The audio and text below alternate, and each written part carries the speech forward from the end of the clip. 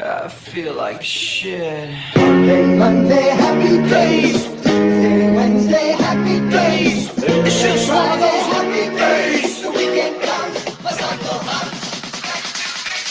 It's just one of those days where you don't wanna wake up. Everything is everybody sucks. You don't really know why, but you wanna justify ripping someone's head off. No human contact, and if you interact, your life is on contract. Your best bet is Knock it off, you scum fuckhead. it's just one of those days.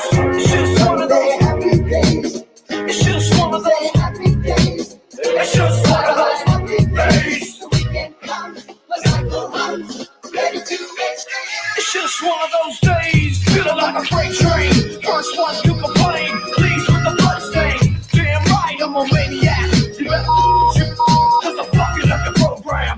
And you go stuck up, you just locked up. Next in line to get fucked up. Your best bet is to stay away, motherfucker. It's just, I'm losing my cool. it's all about Monday, it. happy days. It's just one of Tuesday, those, happy days. it's just one of those Happy days. The weekend comes, my cycle runs. Ready to extend. Feel like shit. My suggestion is distance. Right now I'm dangerous. Right now I'm dangerous. Something's happening to the farm. My day keeps going this way and this way. I'm gonna pop you one so you'll start playing games. Give me something great. Give me something great. I hope you know I'm like a chainsaw. A chainsaw. A motherfucking chainsaw. What? So come and get. God, I love that intro. Good evening, ladies and gentlemen. My name is Chief Moody, and welcome to episode 28 of the Mood of the Nation podcast. How is everyone doing this fine Sunday evening? Well, I guess you can call it an evening, but some people can call it still the afternoon. But there you go. Hope that's all fine and dandy. But I don't know what I'm saying. I don't know. We'll just continue onwards. Just before I start the show itself, I want to address the elephant in the room real quick. I am not entirely too sure if you can hear by the sound of my voice, but at this moment in time, since Friday evening, I'm feeling pretty sick. Not that it's the kung flu or the or the COVID virus or anything like that at all. I think it's just a case of just a regular head cold I'm having. Don't know how the hell I managed to get it, but hey ho, I got the cold flu. So there we go. I can still taste, I can still smell, so that's totally fine. It's just a case of me just taking a long rest, on the bed or the couch, and then I think I've feeling a little bit better ever since then. Because Friday I was completely fine, but then by the time 7 o'clock or 8 o'clock came around, I started feeling quite meh. But I still was feeling a bit okay. Then Saturday I was just feeling quite I just wasn't really into it. So for those like from PA Scotland who are wondering where I've been for the past couple of weeks, only just recently that's pretty much why I didn't go out this weekend, because I was just really sick. So there you go. Hopefully I'll be better by the time the Scottish Conference comes around on the 2nd of October, but we'll just need to wait and see. But even then, if I'm still feeling pretty dire, I'll still go to the conference anyway, because why not? Anyway, let me just have a quick check and see who's in the chat just now. Then I'll introduce my guest for this evening. Let's see. Whoop. How you doing? Thank you for watching. Get on a sandwich. How you doing?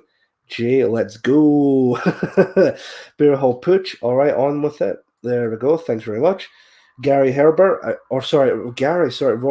Sorry. How you doing? Streaky Bacon, as always. How you doing? Roger the Shrubber. How you doing? And Beer Hall Pooch. English Rose. How you doing? Thank you for watching the show as always. Kitchen Skillet. How you doing? Nativist Warning. How you doing? Thank you for watching. Rigor Mortis, how you doing? Thank you for watching the show. Really appreciate that. Canny Hinney, thank you for watching the show. Aye. Thank you for watching the show, as per always. Excellent. And that's all up to date with the chat. Hopefully, more people will come around, but we'll just need to wait and see from there. Peter Walker, how you doing? Thank you for watching the show. Right, first things first, before I introduce my guest for this evening, I'm going to put a link for the PA Scotland Odyssey account, so that, well, more specifically, the view list for all the videos they've uploaded in a exact playlist. You've got PA Patter, PA Young Scots, and all of that. More importantly, check out PA Young Scots in regard to the playlist. The reason for that being is, as I said in previous episodes on Mood of the Nation, tonight's guests no need to have an introduction whatsoever, just like all my other guests that have appeared on the show. Tonight, I have two gentlemen who well, if I can, from time to time, hang around with and also help out with activism with PA Scotland. Two of them are absolute chads within the movement. It's an absolute pleasure to meet them both, especially all the other members of PA Scotland. And of course, even fairly recently, they started their own podcast on the official PA Scotland Odyssey account, as I said earlier before, which of course is that name of the podcast, as I mentioned, is PA Young Scots. They've done 4 episodes so far, but I think they're about relatively half an hour long each, give or take. But I still do recommend checking it out. I definitely give them like a follow on the official channel. So, ladies and gentlemen, without further ado, let me introduce to you the host of the PA Young Scots podcast, Jay and Kerr. How are you both doing this fine Sunday evening, gentlemen? Hey, all right, man. How you doing? I'm good. Yeah. How are you? Oh, No, I am doing absolutely fantastic. Excellent. That's good to hear.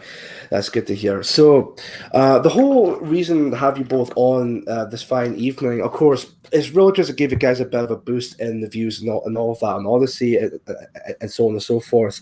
Because I do genuinely think that you both put out really decent content on the PA Scotland channel on Odyssey. And I think even when I had both Laura and Sam on, I even both told you this like personally when we were out one day in Stirling. It was the idea came around with Laura. I think it was either Laura and Sam, or it was just Laura or just Sam.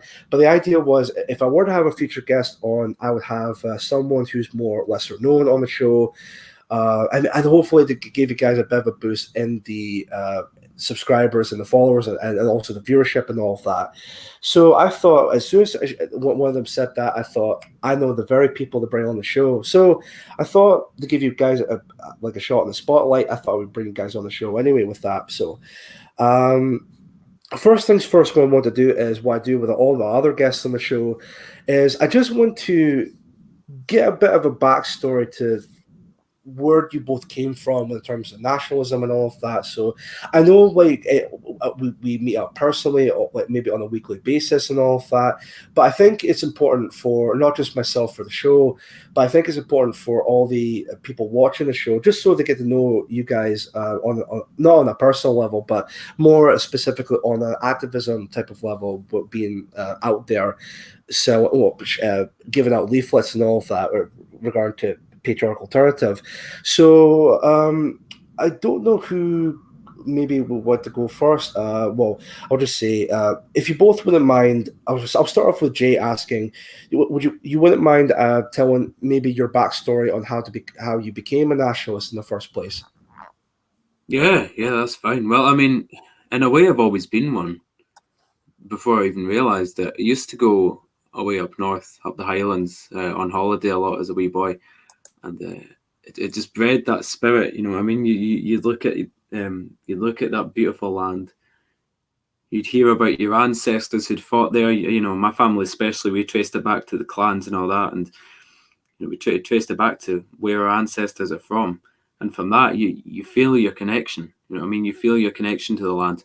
I always kept that. I always kept that love of the Highlands and of my lineage. But my views weren't nationalistic per se. Only really got into politics around 2016 time. You know, I liked watching Trump being edgy. That was it. That was the thing.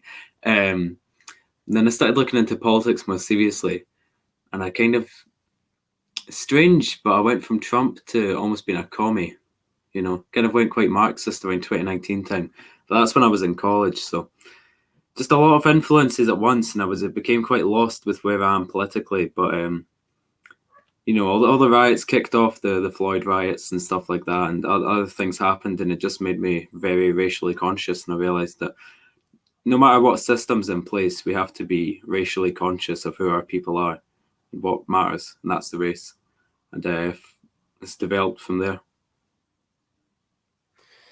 Excellent. No, that's good to hear, Jay, regarding to that. So, thank you very much for telling us that you're like, what was it that Sai called it? It was like it was a, it was like a red pill walk or something like that, like the red pill road. Yeah. He mentioned it when I was on PA Patter episode 3. But no, again, thank you very much, Jay. I know that I think you may express that before personally, but it's good that we get to know that on the show, and also for the audience in this case regarding to that. Sorry, excuse me.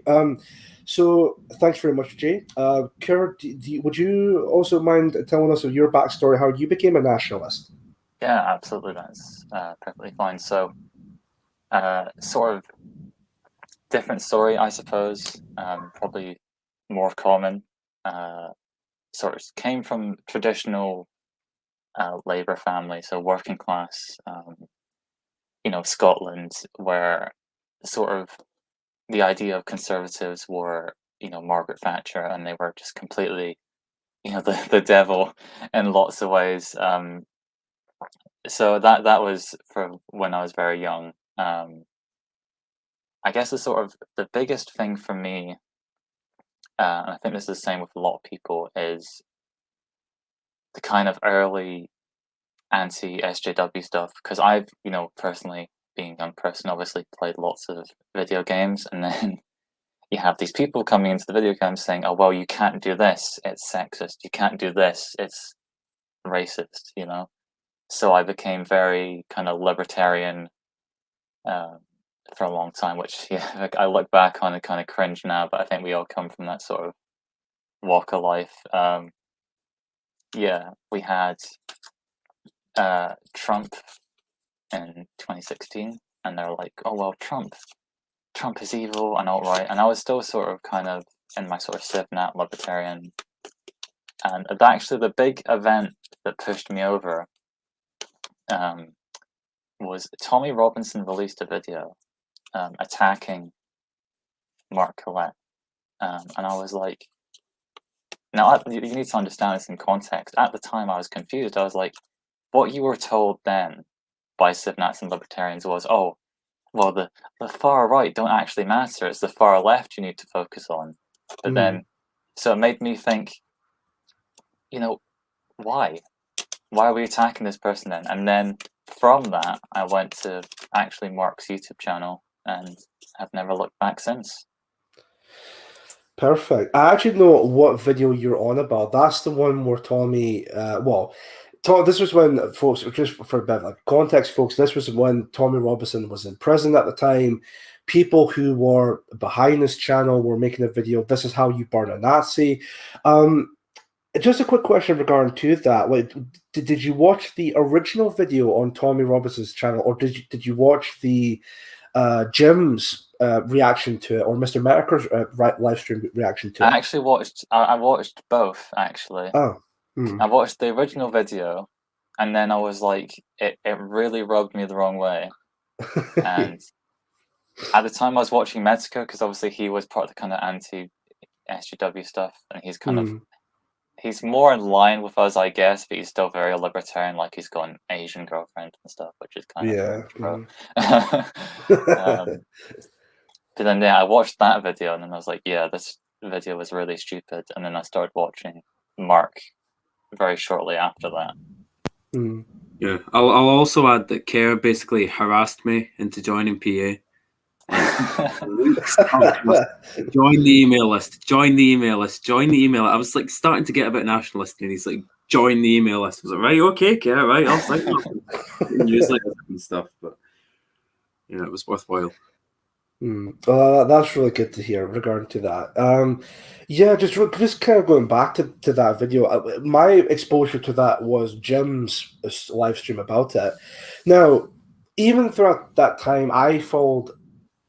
I mean, I've explained this on my stream like multiple times, but before I went onto YouTube, I was more like a liberal type. When I started watching Sargon and all those people, around about 2014 or 15, that's when I became a Sifnat. Of course, supporting people like Tommy Robinson and whatnot. Then, and Kier or Kerr makes a good point about this. That roundabout I say round about the rivalry between Sargon and Mr. Makar, which I was more on Mr. Makar's side after that point because it started to kind of showcase that all of these Sifnats, all of the I know I said many times before I really don't want to make this like a massive Sifnat bitch fest, but it's just like that's what's gonna come down as regard to this part here. But I always thought it was really sad and quite frustrating to see all these Sith claim to be these free speech warriors and all these free speech advocates. Like, oh, it's not the as you said, Kurt. It's not the alt right that we should worry about. It's the alt left, which or the far left we should worry about. And it's like, well, if that's the case, why then are you going after Tommy Rob? No, sorry, like Mark Collette. Why are you going after Mike Enoch and saying that he had a like a Jewish wife in the past, or he may be half Jewish, or a case like that. And it's like, and every time you see these debates, like Sargon and well, the infamous debate between Sargon and Richard Spencer, the way he was acting in that, I'm just thinking, well, I'll still support him, but it really does not look good in his favors regarding to that. But there we go. So even just seeing some people in the chat also commenting about this as well, like Streaky Bacon is saying, I've seen the original and it was disgusting. Yeah, I could definitely see why people thought it was disgusting. Like, because I think the whole point of that video that was on Tommy Robinson's channel, I think it wasn't just mainly targeting Mark Collette, but I think it was also targeting mostly Shazia Hobbs at the time, because she was also the one who was part of the Tommy Robinson movement, but then actually calling out well, not calling out, but actually, well, yeah, calling out all the grooming gang stuff that was going on, and even talking about stuff like ethno nationalism. Even at one point, having Mark Collette on our stream at one point. So yeah, I do remember that video, but as I said, it was mainly Mr. Merker's take that I mostly watch. And yeah, I think a lot of us have a very similar path anyway, becoming liberal to Sifnat to ethno-nationalist at that point. But here we are now. So ethno-nationalists and also be members of Patriarchal Alternative. So it's all really good stuff here. Let me have a look here and see what's also in the chat. Shame Joshua losing last night. That's to do with the Anthony Joshua fight. That was last night. I guess we can maybe touch upon that a little bit. Did you both see the fight last night with Anthony Joshua? Oh yes, and I was so disappointed that the British representative lost. British representative? You mean the British representative who's also Nigerian? Listen, man. Listen, he waves the flag. Don't you know? Yeah. Well, when it happened, I sent it to Kerr and I said, "Look at the black guy's getting hugs and needed comforted when he loses. He's near crying. The white guy wins and he gets on his knees and he prays. Like, look at the difference. You know what I mean?" Yeah. It was like I didn't actually watch the fight, but I did see the reaction like earlier on this morning on Twitter and all of that.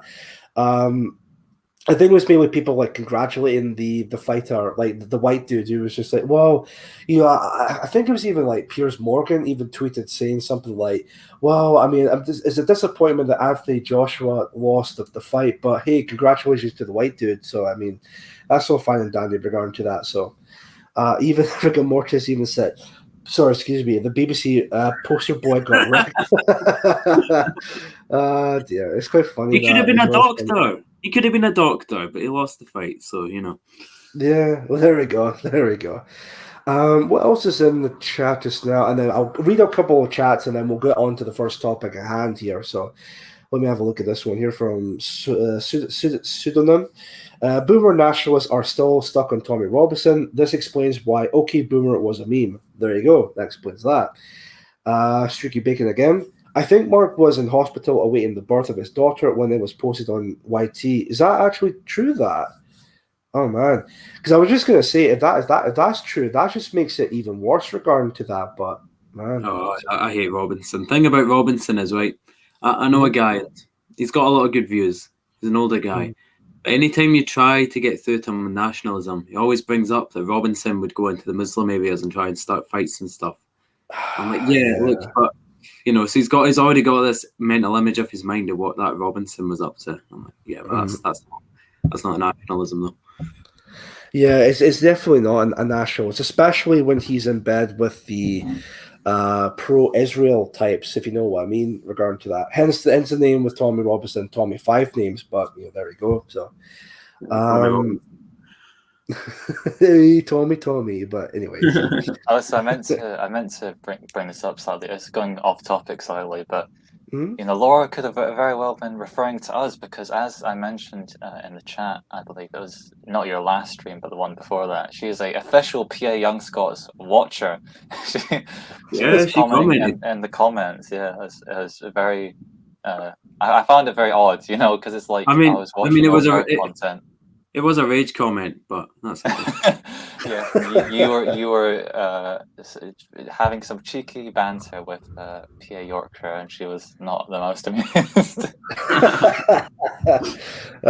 Dear, it's all for the banter, though. It's all for the banter at the end of the day. So, but no, it's nice to see that even with that alone, you guys are getting some recognition out of that. So hopefully, with this stream, this could be able to help you guys a lot more as well in terms of viewership and also for subscribers and all of that. So even after this show ends, if you guys post more episodes, like episode 5 and onwards, me and many others will still be sharing them on Telegram and other platforms anyway. So I definitely would recommend people checking out Curran J's podcast, PA Young Scots, regarding just in the meantime, regarding to that, of course.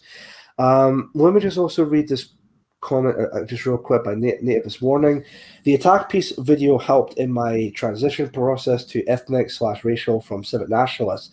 I'm assuming he's referring to the Tommy Robinson video attacking Mark Collette, which again, very fair point to make with that, because I think even for myself, as I mentioned previously in other episodes and other streams, I think stuff like that, the Tommy Robinson video was the one that made me question the Sipnat movement a lot more. Even the whole rivalry between Sargon and Medicare was the one that also made me question Sargon's camp and all of that. But yeah, again, I don't want to. I really don't want to make this like a Sipnat bitch fest. But this usually happens from time to time when we talk about this. I guess it's fair to bring that up anyway, because the whole point of that is that we're talking about how we became ethno-nationalists, where was our starting point, and then what's basically the way we got to with the Red Pill Road, as Cyborg would put it as.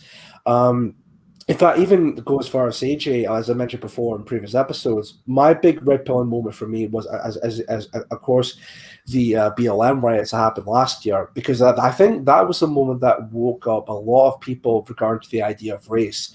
In terms of all these Black Lives Matter rioters, we're talking about reparations and all of that, mass slavery and shit, and of course even going as far as talking about kill all whitey and all of that. And I'm just thinking, yeah, well, I guess maybe race does play a factor into society, and of course I was just sick and tired of that. So it's about time that people like ourselves actually stand up for what's right and stand up for our own people at this point, because the way things have been going, it's just only going to get far worse from here. Because if you think things are bad enough, especially in countries like South Africa, if you think things are bad enough, just wait until we do become, well, if it does happen, if we do become a minority by 2060 or 2066, I guarantee it's going to be not just treated as second-class citizens, but we'll be treated as the fucking devil.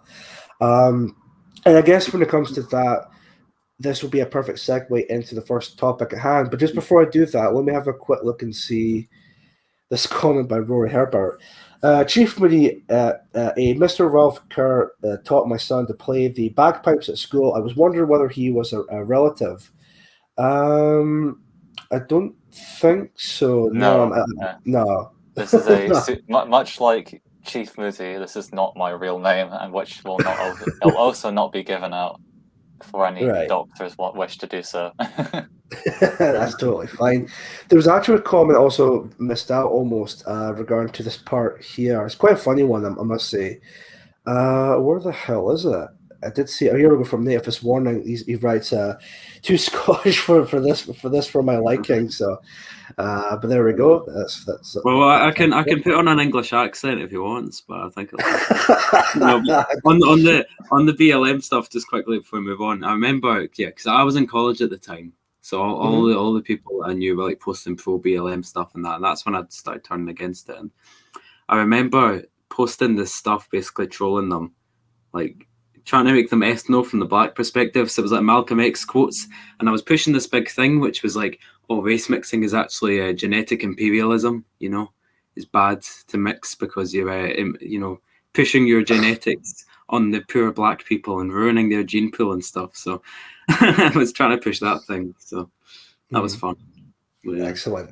There's a lot of comment here. I just want to look at this real quick. Stephen Yaxley Lenenberg. I just think it's pretty funny, but there we go. Right, perfect. What we'll do then, one last one, and then we'll move on. I started off watching the Tommy Robinson Brigade, but it led me to PA. Well, there you go. I guess it would be fair to say that all of these CIVNAs are definitely gateways, or I guess you could say gateways into ethno-nationalism. So, I mean, there we go. Perfect. I would definitely recommend people watching stuff like Sargon and Ben Shapiro, because that way they get more deeper into the rabbit hole and then move over to ethno-nationalism. And who knows, maybe they might end up joining PA, but you never know. So the more the merrier, I say with that. The more the merrier. Let me have a look and see.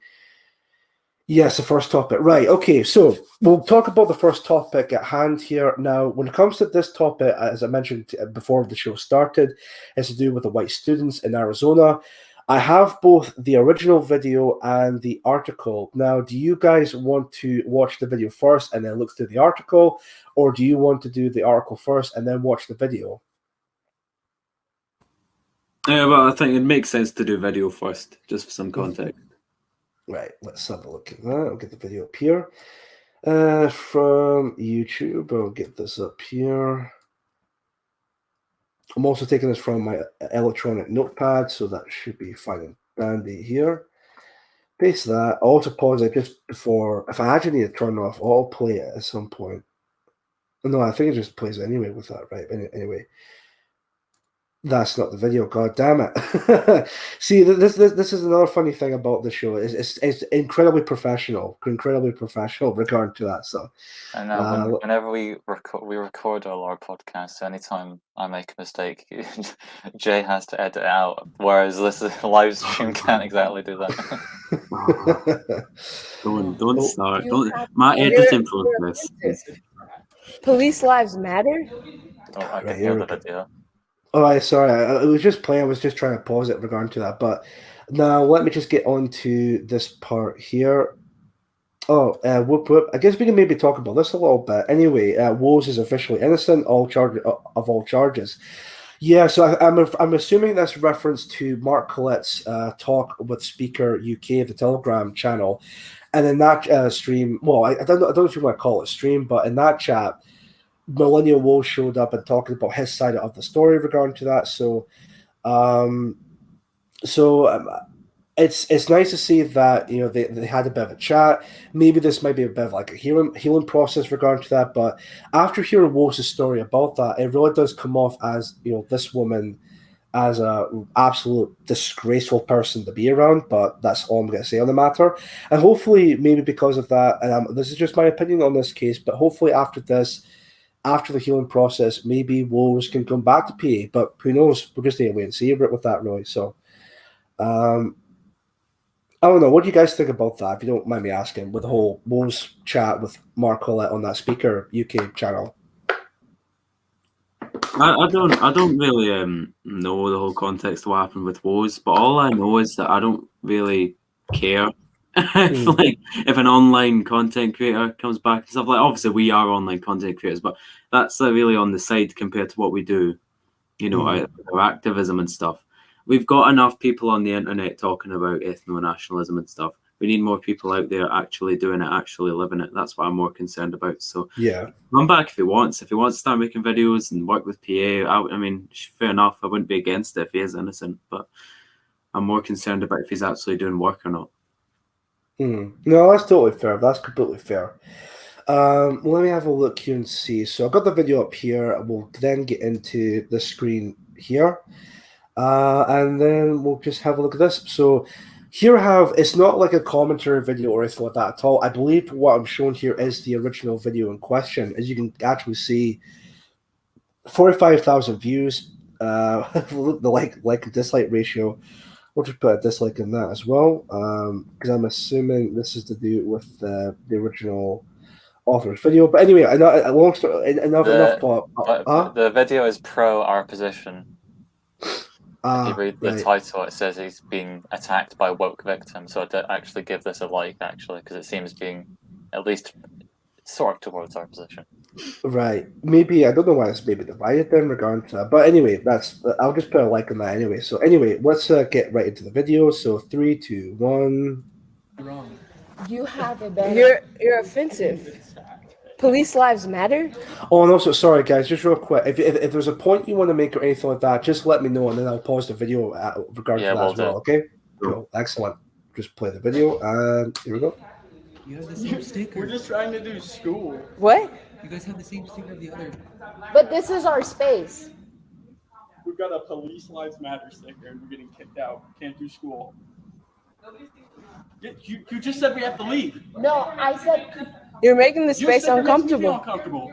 But you're white. Do you understand what a multicultural space? It means you're not being centered. White's not a culture? No, it's not a culture. It's white is not a culture. Say it again to the camera. You think whiteness is a culture?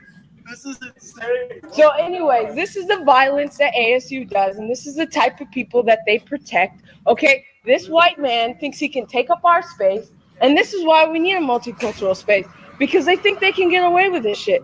I'm gonna sit here the whole time, and you can find somebody to kick me out. That's cool. We We're will. not kicking you out. We're asking you to leave if you have any consideration for people of color and or marginalized. So clearly don't. Yeah, the whole rest of the campus, the second floor, the first floor, the whole MU, every single part of the campus centers you. This is the only space that you're not centered, and you're still trying to center yourself, which is peak white cis male bullshit. So if you pause for a sec. Yeah. So what do you think of that? Well, it's just so funny where they'll say things like, and they love doing this. They go, "Oh, you think white culture exists? Are you stupid?" But then they'll go, and obviously them contradict themselves is nothing new. Then they'll go, "Oh well, we're being oppressed. White people are forcing their culture upon us," and it's like, wait, didn't you just say we don't have it?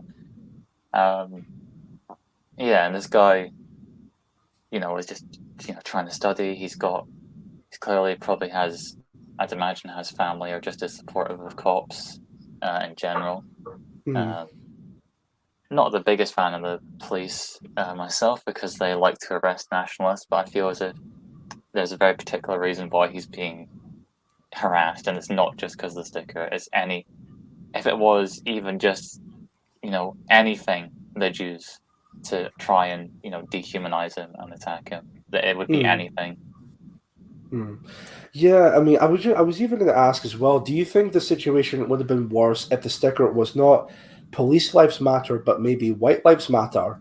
Oh, absolutely. Yeah, he would most likely. I mean, I don't know. Yeah, but sorry, you go on, Jay. Did you want to say something, Jay? I mean, they probably would have been dragged out at that point, basically. Really, for their own safety. Yeah. Well, yeah, exactly. Yeah. It would have been. Yeah, I think they would have been dragged out at that point. But can you hear me? You're breaking up a little bit.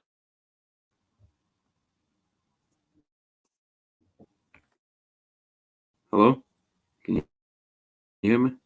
Yeah, we can hear you now. Can you hear us? There we go. Can you hear me all right? Yep.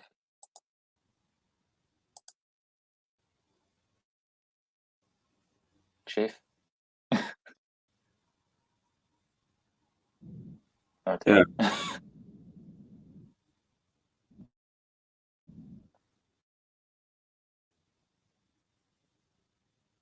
Yeah, can we get a 1 in the chat if you can hear us? All right. Well, I don't know. Can you hear me? I can hear you. Right. Okay. I don't know what happened there. That was Oh, strange. it's just. Oh yeah. No, I'm saying they would have been escorted out for their own safety and all that. But Well, I think yeah, and I don't know if there's been just any have to wonder action taken. who did these people think they are? You know what I mean? Well, they know who they think they are. Who do they think they are to stand there and tell these Oh, there we go. Can you guys hear me? Yeah, you're back. It tell became these people where to go? It became the PA Young Scots live stream briefly for a couple of seconds. Yeah, sorry about that. I think it was to do with my VPN because I was connected to the Ireland VPN settings, but then I just switched it back to UK. So hopefully that might be all fine and dandy after that. So, but we should be okay now. Right. So sorry. Well, I'll just get back into sharing the screen, and then where was it we left off? I think it was like one of you two making a point about the video we were talking about. Hello. Yeah. Welcome to PA Young Scots. No.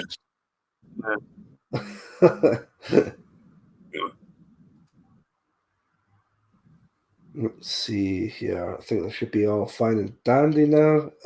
Yeah, is that working fine? I think so. Yes. Right, perfect. Okay, so that's fine. Okay, what we'll do is we'll just move on to, of course, back to the video, and then we'll see from there. Also, just to mention, this video is about 7 minutes and 35. Was that? I think he's having internet issues again. Oh God! Just messaged him on Telegram. It's fine. We'll power for it. Right. Let's have a. We'll see from there. We'll give it a try. Oh no! I thought in my Wi-Fi had something. Oh, like your Wi-Fi? Sorry, or.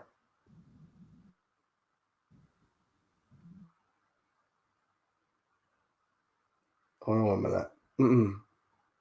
Here, let me try. Hold on 1 sec. Move, and then I'll add back in. Right, is that much better? Yeah, Killing Angels is saying, yeah, Jay's audio is in and out again. Right, okay, so it's Jay. Maybe it's to do with like Jay's Wi-Fi that might be You'd asked if not working it would right. have been worse if it was a White Lives Matter sticker, and yeah. See. It definitely would have been worse if it was a sticker like that, where I don't know if there's been any action taken already. I guess you can inform me on that, but I'd imagine that he'd be kicked out of the college like almost instantly. Oh yeah, definitely. Due to the fact that it's because it's White Lives Matter, it's like, oh no, you can't have that. Yeah, it's okay to say Black Lives Matter, and maybe if you're a conservative, it's okay to say Police Lives Matter, but no, you can't say White Lives Matter. That's going way too far, in our opinion. You can't say that, so we need to put you out of the college or university. But no, but excellent point. Excellent point. Let me have a look and see. We'll just continue on from there with the video. Again, like I said, any point you want to make, just let me know and I'll pause the video. So we'll see from there. Here we go. Right, hello? Can you hear me? You hold on. Is it? Yeah, your audio is sort of coming in for fine.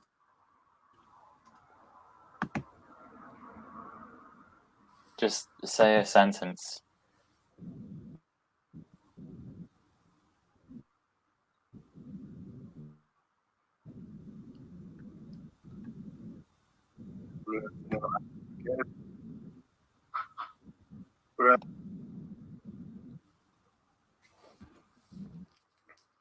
I can kind of hear him a little bit, but I think he's got the YouTube stream open as well. Try closing that if you've got that open, Jay, because that might be causing the issue. Wait, I don't know. Oh. I don't know. How is it now? Good. Oh, that's better. Yeah, that's better. How is it now? Is it better Yep. now? Yep, that's better. Yeah, way better.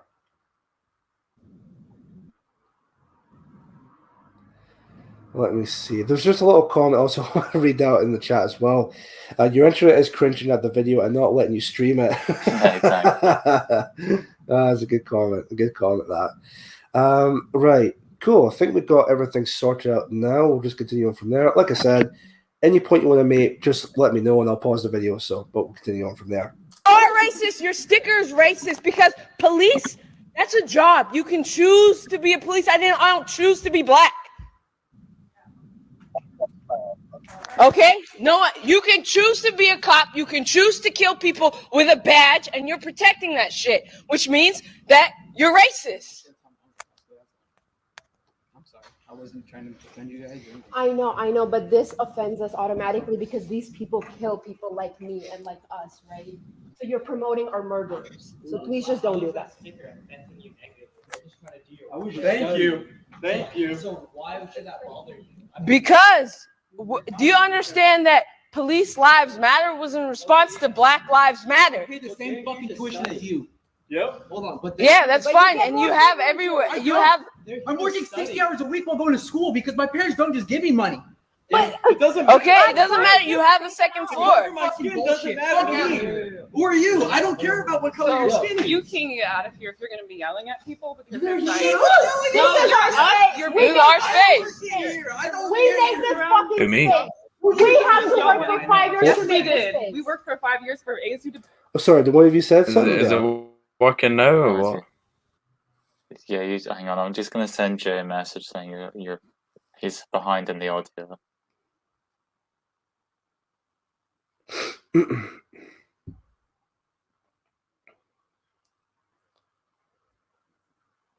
Just keep it rolling.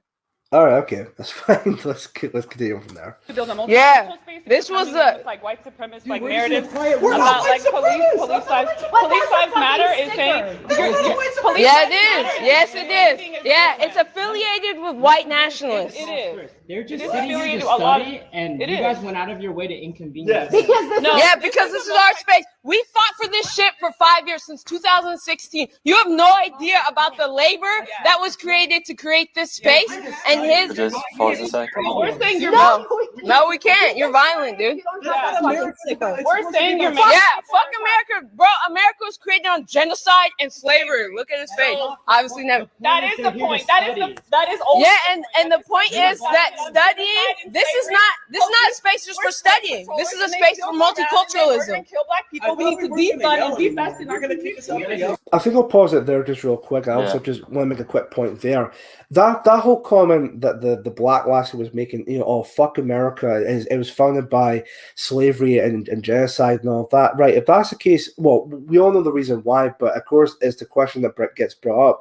Why not just go back to your ancestral homeland then? Because they always talk in a very lionized way of Africa. Like, Africa is a beautiful continent. Africa is a great place for us black people to be in until white people came along. It's like, well, all right, then just go back there then. Sorry, excuse me. But of course, we all know the reason why that is the case, of why they would never want to go back there, is because they want to promote this anti-white agenda. They want to keep continuing on telling people that they're scumbags for the stuff that they've done in the past, and they want rid of us as quickly as humanly possible. Which is why there's here in the UK there's this prediction of white British the population will become a minority by 2066 or by 2060. At this point in time, I think it's even like a bit lesser than that in America, like 2040 or something like that. But the whole point here is that they hate white people. They want getting rid of white people as much as possible. But it's very clear what they really want to do here. But I don't know. But any of you have a take on that part, if you don't mind me asking? Well, yeah, absolutely. It's this is sort of a different take, but it's like, oh well, that's a phrase used by white supremes. She was saying. I don't know if we're allowed to use that sort of stuff on YouTube, but and then it's like you look at the reality of the situation. Nationalists, I mean, nationalists are getting harassed in real life. Like, in the UK, we obviously had 100-handers people be arrested. We've had multiple people being, harassed by police for having our views. So they live in this fiction. It's okay, Thank you because for that. yeah. Sorry, it's just Yeah. the door was opening That's there. fine. Sorry. Yeah, they live in this fiction that we are supported by the police, and everything we do is supported by the state, when that's completely false. What else was I going to say? Yeah, and this is the issue with the kind of Civnat style take, where I'm not kind of criticizing him, because it's what he would have been taught by everything. Is his response is, oh well, I don't care about skin color. I don't. Am I still on? Yeah, his response is, oh, I don't care about skin color. I don't care about this. But then, in reality, what does that do? It does nothing. You can't defend yourself. He's got no response to what they're doing. When they come at him with racial arguments, you can't just say, oh well, it doesn't matter, because that's not how it works. They've decided it matters. You're in, the multicultural area. And it's funny they said, oh, we had to fight for this, once again, them living in a fiction. They're just given it. As soon as they asked for it, they're just given it. There wasn't any fight for, a multicultural area. No. That's my take. If you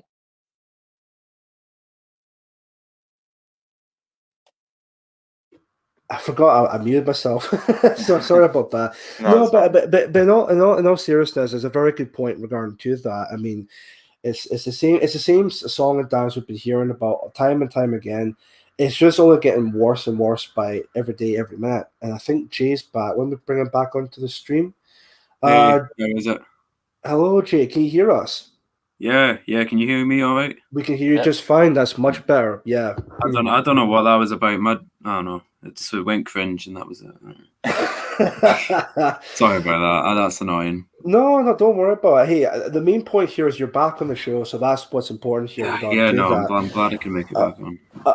So I was just gonna what Kara and I was saying, we're talking about, was to do with that video about the white students in Arizona, and I'm pretty sure, as we talked about before, you may have seen this video before. So, if you don't mind me asking, Jade, do you have any thoughts about this clip whatsoever? Yeah. I'll say what I was trying to say about half an hour ago. Basically, who do these people think they are? You know what I mean? Who do they think that show up and kick some guys out of the place? And I find the guy's response was really weak, but it's what's expected. It's a good, clean, safe response. Oh, I agree with you. I don't have a problem with you being here because you're black and blah blah blah. But they don't care. They're not threatened by that. I mean, they're going to kick you out whether you're happy with blacks being there or not. Exactly. That's what I was just saying. While you're having internet issues, you can't fault him, because it's what he's taught to do. But when they're coming at you with a collective, basically, attack, you can't go back with I'm an individualist. We're all individuals. That's not going to work. Well, that's the thing. I was talking about this with one of the other guys. Any group that's going to face another collective with individualism is going to lose. That's it. Because the individual exists, right? I'm not saying we are a hive mind, tap into the white hive mind, but that'd be pretty cool though. But the individual is part of a collective, and that's what they don't get. Or at least if they get that, no, they get it, but it's fake collectives they make up. So things like the police, that guy will identify with a police family or something like that. Or he'll identify with a hobby. Maybe he goes sailing on the weekends. He'll identify with his sailing buddies, but he needs to identify. And that's fine. Sure, that's fine. But at his core, he needs to identify with the only true, real identity, because he'll lose his sailing. His dad could lose his job as a police guy or whatever. But he's always going to be white. You know, that black girl was right. She said, we can't choose to be black, and he can't choose to be white. That's his identity. That's who he is. That's who he really is. Yeah, no, definitely. Let me just have a look here. I think we're just about almost halfway through the video. We'll just finish it off from there, then we'll move on to the next topic. Again, like I said, there's maybe a comment here from English Rose. They are empowered to show and exercise their hate for white people. You can see where this will end. Frightening. No, definitely agree, English Rose. Definitely a very valid point there. Like I mentioned earlier on in the show, it's if you think things are bad at the moment, just wait until if we do become a minority, it's only going to get far worse from here. Which is why Jay made a very great point earlier on. It's important for people to actually get out there and be active, like hand out leaflets, being part with your community when it comes to that. The whole point with that is definitely get out there and activize. Showcase that you do have love and support for your country and your people. Just get yourselves out there, and then we'll see if we can make a change regarding to that. So we'll just have a quick sip of my water, and then we'll continue on watching the video. And like I said, any points you want to make with the video, let me know, and I'll pause the video. So get back into this part here, and we'll continue on from there. So now we're saying. Shut the fuck up. So you're not getting homework. You're not getting homework done. You guys are gonna be We're not getting homework done. You're making people feel uncomfortable. So can you go? It's just that simple. People are feeling uncomfortable by your sticker. Just like if I had we're I racist. hate white people thing on. That's the same thing as this police lives matter. So you're making Stop there now. Yep. You're racist. Or you're racist. Like, shut the fuck up. Oh my god! Like I was chatting with a guy at one of those anti-lockdown protests about this. So I was like, I no matter what side you're on, everyone just seems to be, can we win over the blacks or can we win over the blacks? You're a racist. No, you're a racist. It's like, let's get over it. You know, I mean, it fires my brain. It's like, is that your response? Really? Oh, you're racist. Like, oh, wow. You pointed out that they don't like white people. That's really changing the fact that they're pushing you out of a library right now. I'm sure it's really going to make them stop in their tracks. Maybe he's right. Maybe I am racist. The blacks are like, yeah, we're racist. You know, they don't care. Hey, guys, liberals are the real racists. Donate to my Patreon. Yeah, it's the same stuff we've been hearing from these types of people over and over again. Well, these people, especially, I mean, look, I'm not trying to like hate on the guys here because obviously they're the ones being harassed by these two joggers. But at the end of the day, they're using all the same tactics as what say the anti-whites are using, which is oh, you're racist, blah blah blah. When in reality, as you gentlemen would know, and of course the audience will know, at this point in time, the whole term racist or racism is basically code words for anti-white. So, I mean, I would imagine that they're not awake to the whole white narrative or the pro-white stuff that's going on just now. But again, it's just the same tired song and dance we've been hearing over and over again. You're racist. No, you're racist. Blah blah blah. But anyway. Well, yeah, the issue will be is they'll have the my based Asian is coming to save the day to prove that it's just the SJWs that are making multicultural fail. I like this comment in the chat. It's actually what I was about to say. It's from Mike Honk. I like these black women making more white nationalists every time they speak. And it's totally right. Totally right. That's what I'm thinking. Is like, yeah, these guys are coming out with cringe replies, but as they do them, they're going to realize, oh, this isn't working.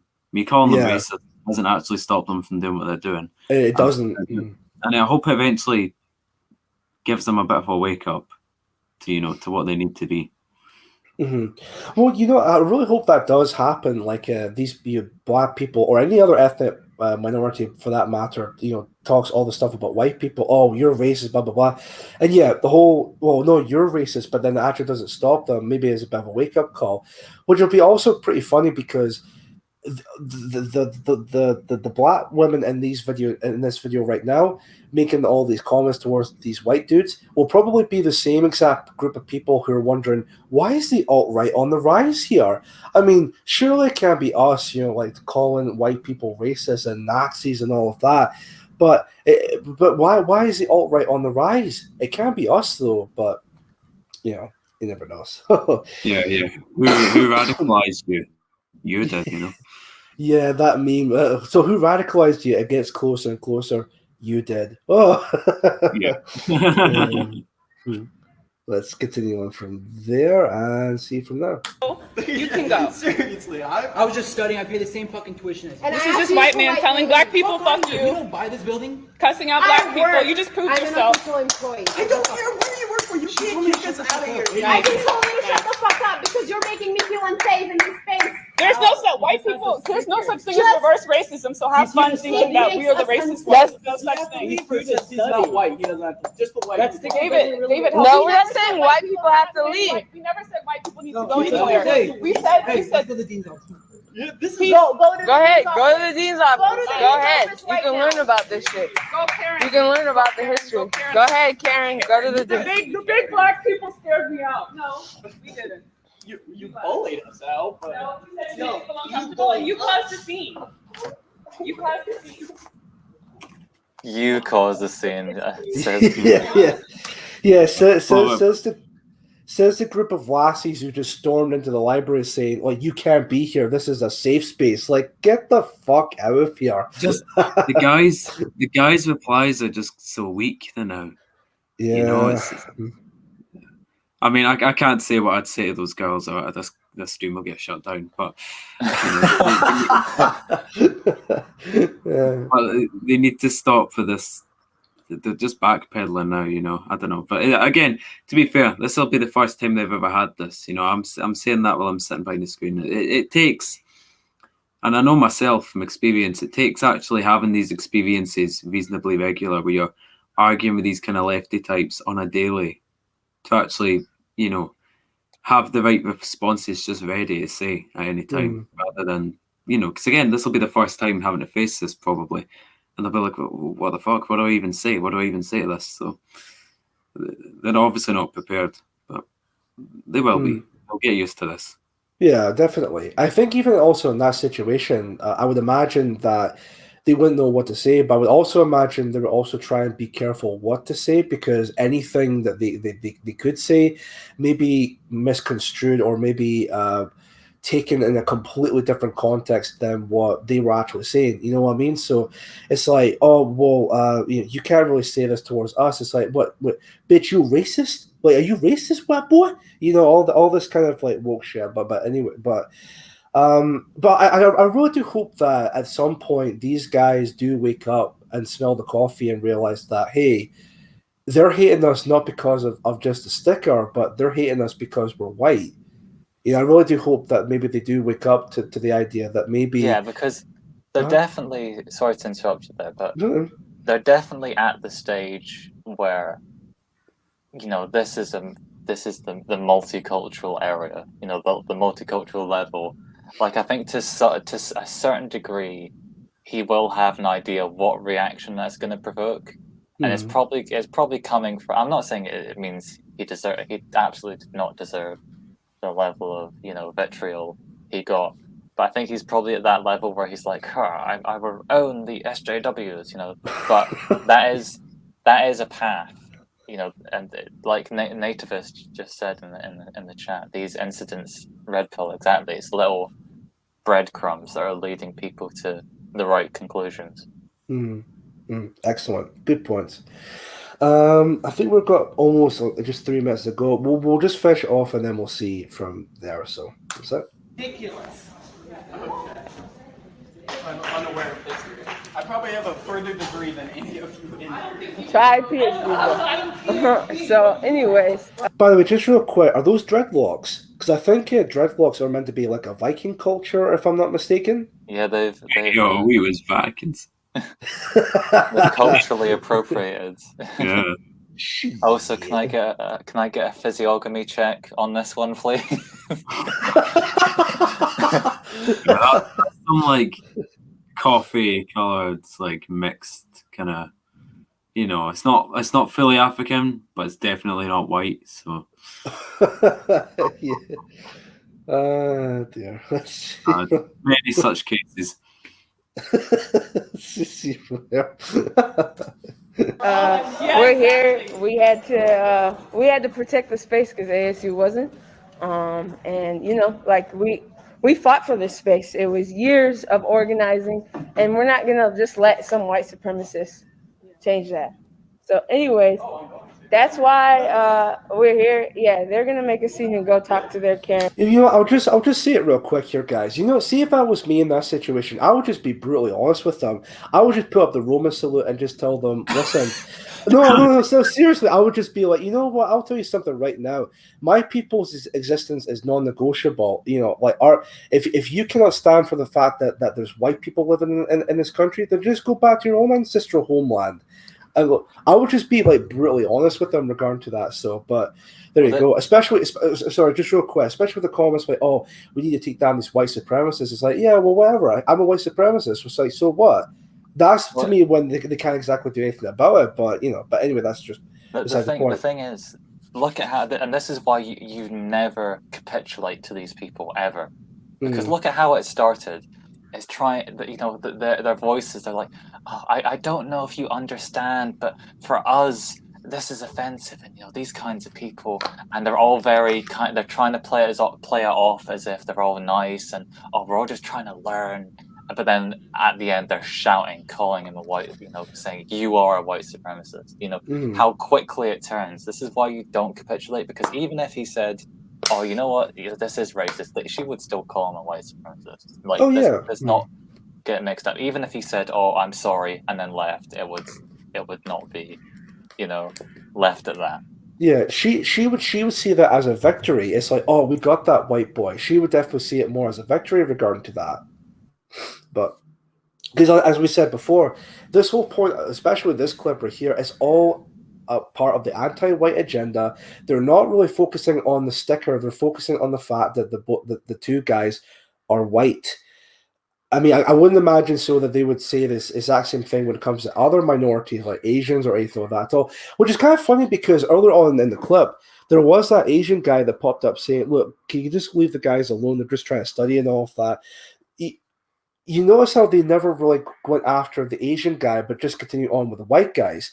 It's because it goes back to this idea of this anti-white narrative that's going on just now. But anyway, so moving on.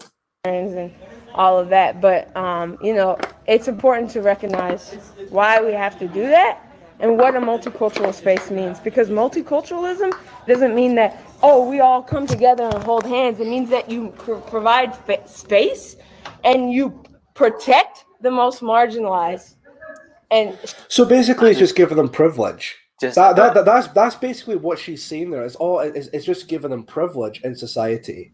But everyone take a note, take a mental note of what she just said. Yeah. Let's tell that to anyone, any Civnat, show that to anyone. This is true everywhere.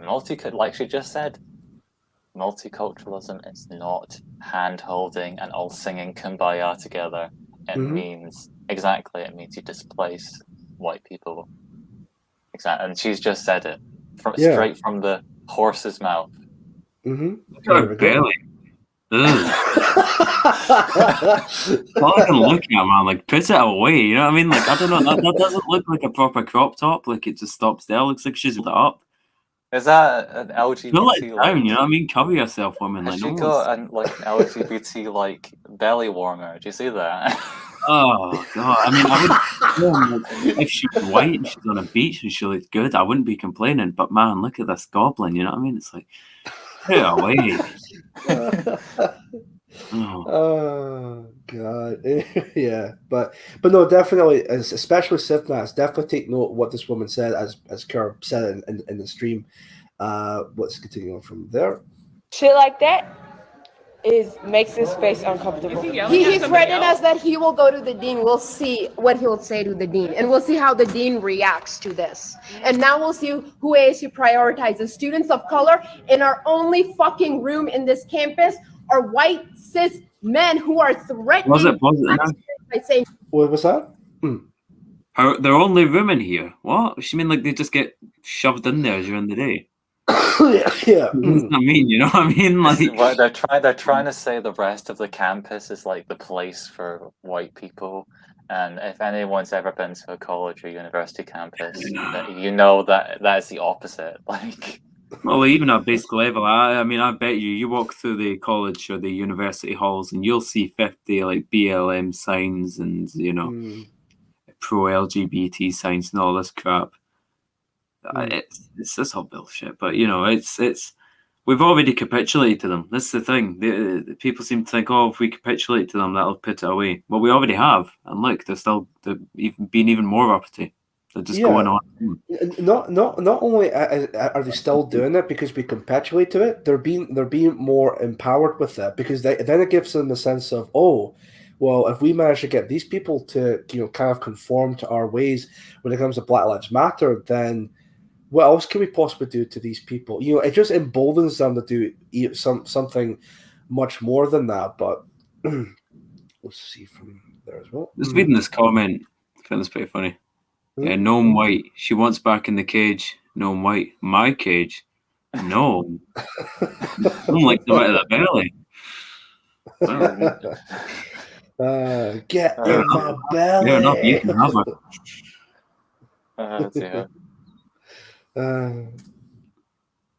Police lives matter. That doesn't matter. Can you leave? No. Okay, you don't want to leave. That's fine. Perfect. Yeah. I'm not. Cool, stay there then. And we're saying this is a multicultural space. You're making us uncomfortable, and you're saying you don't want to go. What? You're saying you don't want to go. But you're just saying you're not a minority. We're saying like as. What's your culture, bro? Yeah, tell us about your culture. What's white culture? Stealing things from people? Colonization, co-optation, theft, occupation. Theft. Yeah, when the fuck did theft become a part of white culture? Are you kidding me? Whose culture is that? Oh my god! Can we call theft cultural? What's it called again? You steal their culture or something? Cultural Cultural appropriation. Yes, it's theft cultural appropriation. Then we was thieves. We were the robbers first. Oh my goodness. Unracist country. Oh my God! He just said America's one of the most unracist countries, and this is what we mean about who are you centering? Who are you centering? Pause it a second. Sorry, we're spending like an hour on one video, but it's just funny. Him saying that, and like, if I was there and if I could speak to him, I'd say, "And look where you are now." You know what I mean? Yeah. Like, because it's not, and like I said, we don't hate. The word racism has been completely molded. This is the thing. If we were quote unquote racist and put the people that actually built America in this situation, or the people that built Britain first, this would not be happening if we were quote unquote racist. Mm-hmm. You know? Well, so yeah. Well, all he's saying is America is the least pro-white country on earth. That's all he's saying. It's like, well, yeah, as you say, like, well, great, look where that got you. Maybe you should try being pro-white for once. Yeah, exactly. Maybe it's about time America actually becomes like a proper ethno state, like back in the day. But anyway, I think we've almost finished the video. We'll just continue from there. So. Black people in the times of racism. Don't speak my name. You don't even. There's no difference in what you do bullying me leaving this place than what happened in the times of racism. We didn't bully you. We asked you to leave. You guys can't. I can't even do my school. You came over here and said that I'm offending. Bro, you can do your schoolwork anywhere in the building. Just not here. That's all. Right. I didn't notice. I just. I know. There's something we can agree on, though. By the way, just real quick, do you guys notice the smile that Lassie had? Hold on one sec. I didn't. Hold on. I didn't notice. I just. I know. Yeah, there was like a slight smile and like a bit of a giggle, as if like they're taking pleasure of what Oh, they're doing to these absolutely, white guys. Mm. absolutely, Yeah, they they're are. loving it. Yeah, they're loving it. Again, it's like, what kind of victims is this? Victims that walk up to you in the room and harass you and get you kicked out of your college and Yeah, they're so laugh in afraid. your face. They're so afraid of evil white supremacists that they will happily go up to two fairly, well built white guys and just shout at them. Yeah, because they're so afraid that the cool kids club, is going to come get them. No, they're not afraid. They know they're not afraid. Excellent. Yeah. Mm. And there's something we can agree on, though. But yeah, something we can agree on, but probably for different reasons. Anyways, another day of trying to defend this space. Feel better by making your group less diverse. Doesn't make sense. Oh, Another. Sorry. more white people. Just fucking Batman. Oh, the day you're trying to defend this space as if like neo-Nazis like jumping through the door trying to like kill everyone or something. You know what I mean? Like, oh God. I don't know. These people are just so delusional. Like, I mean, what I even find it funny is that with these two black lassies, like they're acting like as if like they're fighting against the system. It's like, no, bitch, you're part of the fucking system. Who are you getting here? Oh dear. Oh yeah, diversity is now about including white men. Okay, you have the whole campus. Honey, you have the whole campus. Man, diversity is not about including white men. Well, I'll tell you this, right? These are the same people who are always wondering, why is the alt-right on the rise? You know, why is the alt-right on the rise when it comes to this particular movement? But there we go. So that's that video done. So any It's final like thoughts? that meme where it's the guy and he's in the classroom. I think it was for some sort of BLM protest, and all like the non-whites are on the tables and stuff. There's like a little image next to him saying "Daily Fascist Support up by 2," and it's like, yeah. I remember that meme as well. I do remember that. I was also going to say as well, I don't think there's really any point of going over the article. Mainly because we've watched the video anyway. We just gave our own opinions on the video regarding to that. And the article, what I've read earlier on before the show started, it's just a case of, oh, here's the latest news. This is what happened in this Arizona college. And So has anything happened to him, or do we not know yet? Has he been kicked out or anything? Even become hold on, there's BBC playing. Sorry. What I've known so far is this is just a fairly recent news that came up from what I've heard, and nothing really came out of it so far. But it would be interesting to see something comes out of it. Like maybe there's a bit of a, I don't want to say like a twist or anything like that at all, but you never know. Hopefully something might come out of it, but we'll see from there. So, oh, look who's here. 3 of my favorite lads. Hello, Cyborg. How you doing, sir? Nice to see you, sir. Thank you for watching the show. Let's see. Hope you're good, by the way, Chief Moody. Thank you very much. AlphaGo, appreciate you being here. Let me just have a look and see what's written in the comments. Like Noel, for instance. Plot twist. The dreadlock girl goes back to her white mom, black dad left home 10 years earlier. Oh, dear. That's a good one. Let me see here. You go back in time and invent the wheel, I'll move. In reference to the black lassies, I'm assuming. So. Oh, excuse me. So let's have another one here. 300 years ago, North America was populated by Stone Age savages. There you go. This is why Haiti is moving into US. There we go. Regarding to that as well. White people aren't allowed any place in the room.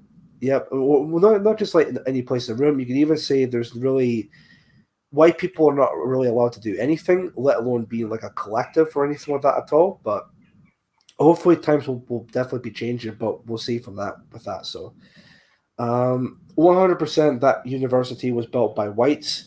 Well, then again, America was founded by Chris Columbus. Then again, it was formed by white people, so possibly regarding to that. So well, I think he means even the building itself. All the manual labourers that have actually put the work in to construct the building. they'll all have been white, for the most part anyway. Excellent. Yeah, good point. Good point. Maybe Just some real cheap quick. things, but Not bad listening whilst on the can. Fair enough, Sideboard. Appreciate Aye. Yeah, Thanks for that. appreciate you being here, Sideboard. When it comes to that, I really appreciate you being here. Right then, troops. What we'll do is we're just going to let it all under an hour to go. We'll just move on to the last topic at hand, which I'm sure will be the last topic. We won't go over the entirety of the video, but what we will be discussing is the online extremism by BBC Click. Now, this was showcased by the likes of Barclay Walsh, of course, a known PA member. It was forwarded onto other PA channels. And I'm pretty sure people like Mark and also Laura have talked about this as well. I'm pretty sure, maybe not. But again, it was forwarded onto other PA Telegram channels I've seen this past week. So I have seen bits and pieces of it. And it's basically talking about how there's like online extremism today, and it's going to recruit young people into far right terrorist groups, and all the same kind of bullshit we've been hearing all over and over again. So what to do is I've also skipped just under like 2 minutes under the stream because it's basically like an introduction of it kind of thing. But let's just get right into it, shall we? All I'll say is I can huh? barely get a stream to work, let alone try and do terrorism. There we go. So there we go. Let's see. So, like I said with the previous video, any points you want to make, just let me know and I'll pause it. So, my apologies if I sound like I'm repeating myself here, but just to let you guys know, kind of thing. So, anyway, 3, 2, 1. Is to recruit people into extremist groups. We joined forces with a group of investigators who've been watching game streams and listening to the conversations happening in the gaming world. And as Carl Miller explains, what they learned was a revelation.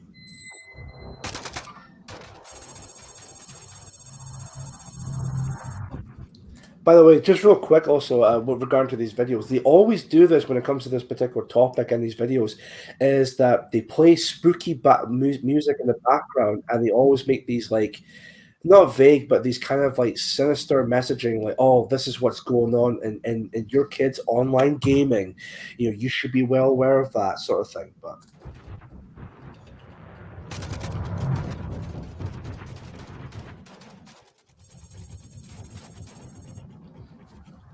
Right, let's see. We found countless examples of racist, sexist, homophobic, anti-Semitic, xenophobic, and anti-Islamic abuse. Yes, you did. yeah, they did. Yeah, they did. So, I'm pretty sure maybe other people might have a different perspective on that, but there we go. So, yeah. Let's see here. Hard to say what they are. More anti-white or anti-male. Even before I was politically aware, I noticed how aggressively anti-male games are. Well, it's a fair comment to make. Well, look at this. This is right after. That's right after all these evil comments. So you try and associate that comment, which is fairly reasonable, with something evil. Yeah. Mm-hmm. Yep. What's this? What Kurt's probably saying? I got everything right except for I didn't meet on Jews. Oh, no comment. We'll be exploring our Nazi camp that we built. In fact, as I've been watching a scattering of gameplay recently, I've been horrified to learn just what a fertile ground for extremist culture they can turn out to be. So pause it now. Pause it now. No. Look at that phenotype first of all. He ain't white. But no, it's a Minecraft camp, and this guy in like a joking voice is going, "Oh, look at my Nazi camp." Yeah, and he cuts to some dirty-faced Jewish guy going, "Oh, they're all extremists." Like, shut the fuck up. Didn't that big Twitch guy do it as well? Who was it?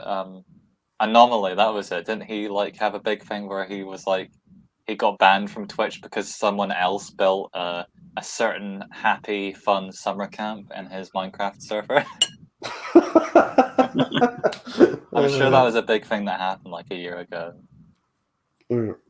I think I might remember that as well, but yeah, it was pretty funny stuff. I've also seen in the background here of the What's the name of the meme? It's like Aid Skrillex. Aid Skrillex. Yeah, that's the one. Yeah, it's very funny that. We'll continue on from there. So, And custom-made ones have become places not only to play online, but spaces where like-minded people meet, chat, and posture. How about we try to win a battle royale across? oh, who's that? That voice sounds familiar. Who is that? That sounds familiar. Multiple games while chatting nationalism. This is Mark Collett, the founder of the white nationalist group Patriotic Alternative, talking to players. Yeah, of course. We have to throw that in there. A white nationalist group, Patriotic Alternative. Can we get quickly a 14 in chat for PA and Mark? Let's get some 14s in chat. Yes, put 14 in the chat, folks, for Mark and also for PA, please. Let me see. I'm actually surprised that they censored out all the BattleNet code and all of that, because I thought maybe, well, then again, maybe it's for, like, maybe they requested that, but I don't entirely know, but because you think that maybe the BBC, well, being the BBC, being very far left and all of that, you think maybe they would want to promote something like, well, not promote in the sense of that they like it, but promote something like this in the sense of, hey, get some like Antifa types and maybe like trying to invade, these types of like Warzone tournaments, like games and whatnot. But no.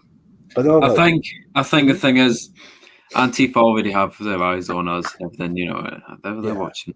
If they're watching us, they're going to be watching us already. I doubt they really are. But it's more so that people don't actually join us. Right. This is why they used to get our name wrong in the early articles they used to write about us. They'd always get our name purposefully wrong, so that when people looked it up, there was nothing. So whereas you look at when we were up Nevis, all the articles from when we went up Nevis, people came flooding in to join us after that. Oh yeah. Well, what was the other name that these papers were calling? Patriotic Alternative. They would call it stuff like Patriotic Alliance, Patriotic. Yeah, just made up stuff. Like just purposely fake, so that when people try and search for us, it doesn't come up. Right, that they wouldn't be able to find it. Right. Yeah. I see. All right, that's fair enough. Right, we'll continue on from there. It's one of the many examples of what the team have come up with, representing just a taste of what's out there. Online gaming basically forms a means for people to connect over a shared hobby online. And this includes extremists, which can be really, really important in terms of advancing and furthering the extremist movement globally. Within these huge gaming platforms, small but dedicated communities of extremists opportunistically use the chat, either built into the games or on sites popular with gamers, to create a culture where extremist views can seem normal. It's not Sikh Island. Jesus.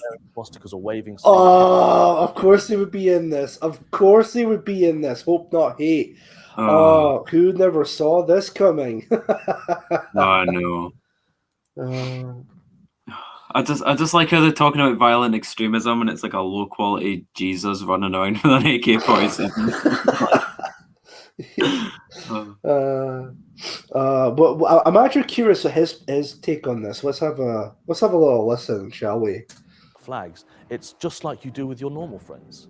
You sit at home after school and you play games. And so I think the gaming element to it can create the sense that far-right activism is just like any other activity that you enjoy.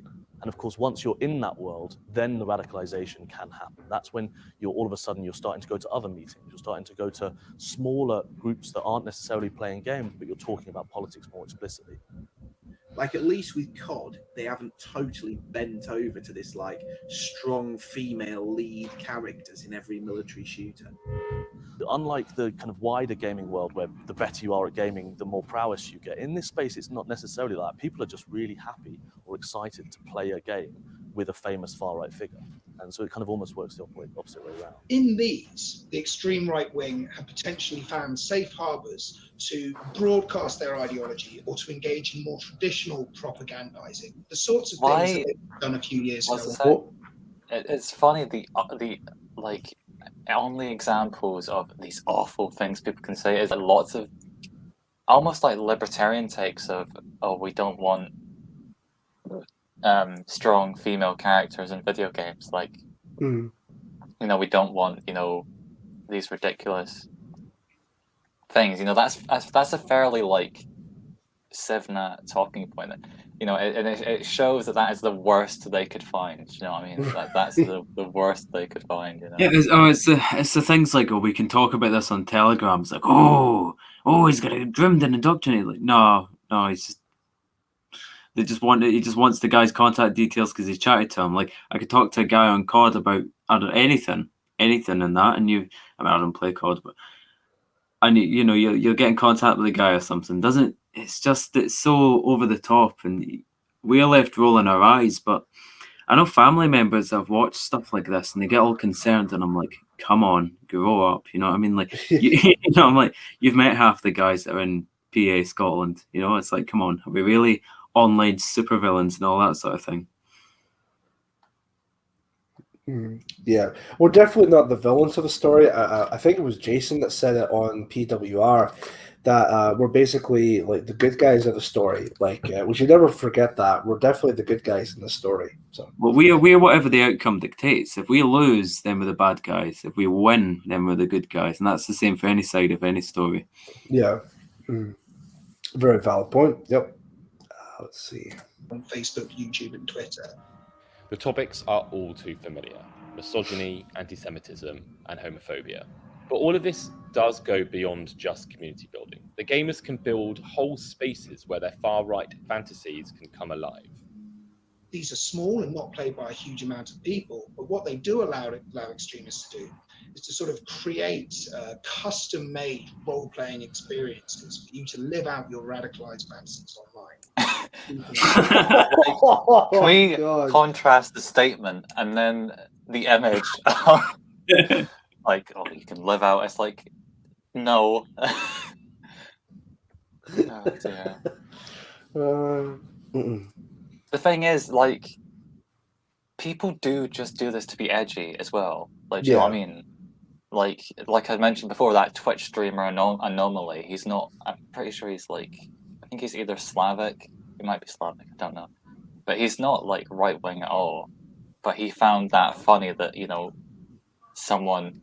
It wasn't even him. Someone else built that certain funny camp on his Minecraft server.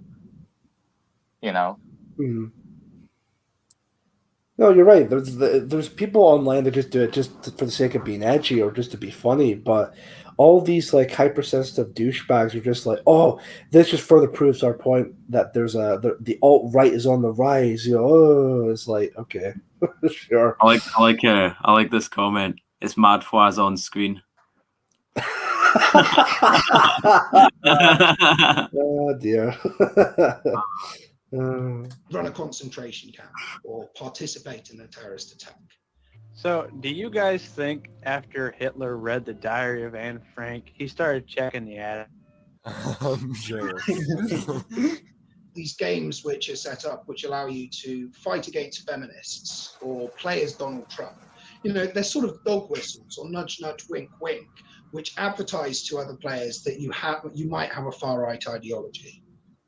Although these numbers are small, the way it can play out is highly disturbing, such as the attack in Christchurch, New Zealand. The killer filmed the massacre with a camera strapped to his head, mimicking the point of view shot of a video game, and then streamed the whole thing online. And actually, so much does it look like Call of Duty that far-right figures have taken that footage, and around it they've placed the elements of a computer game. While many of these are now hard to find, it shows how games can be used to memorialize terrorist attack and reflect the ideologies of the far right. The wall just got 10 feet taller. This isn't a straightforward story of how games produce terrorists. What we do have here is something more complex and subtle than that. It's about how games can be spaces which allow extremist communities to be sustained and to develop, especially in the face of increased enforcement from places like Facebook and Twitter. This isn't just about culture, though, it's also about money. New research suggests that streaming propaganda on platforms popular with gamers can be used by extremists to monetize their audiences. How about a shirt, though? Some of the ways that you can get money on the video game streaming world. Why did they? Can we pause there? Why did they just have Patrick Casey playing Red Dead, and that was it. It was 2 seconds. Was that an editing mistake? Like he didn't do anything.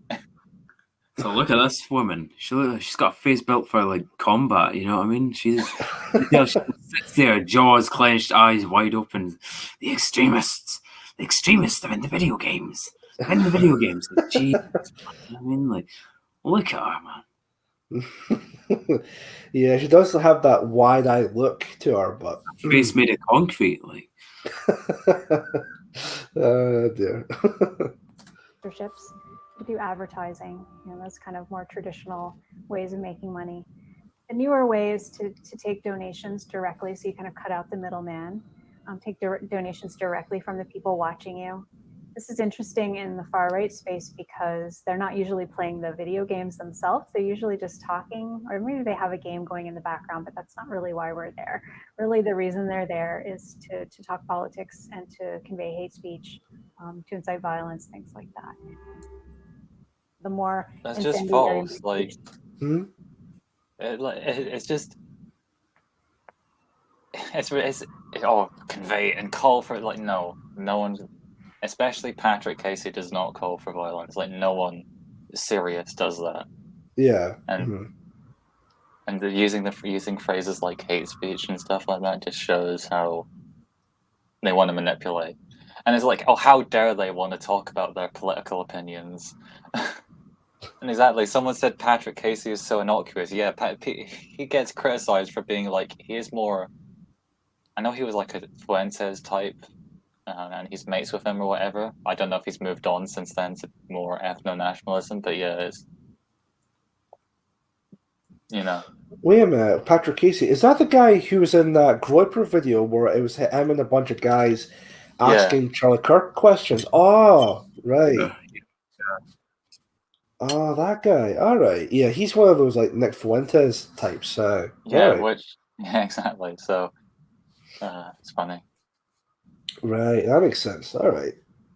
More money I'm going to make, you can kind of dial up and down the rhetoric and earn money. I'm talking easily 6 figures by many of the creators that I looked at. So these fascists need to stop making money. That's the point I'm trying to make. It's like, okay, like. Yeah, we really didn't need to zoom in as well. This is we're having October early, folks. This is our Halloween special. Oh man, but it's so transparent. Like the point they're trying to make there, when it comes to that point, like, oh, these far right figures are online playing video games and they're asking for donations from time to time. You don't want to send donations to a fascist, right? Like it's so transparent, like what they're doing or saying here. And even then, it's like, look, of course. The point we made earlier on that none of these people have ever advocated for violence or anything like that at all. But just to make a point real quick, right?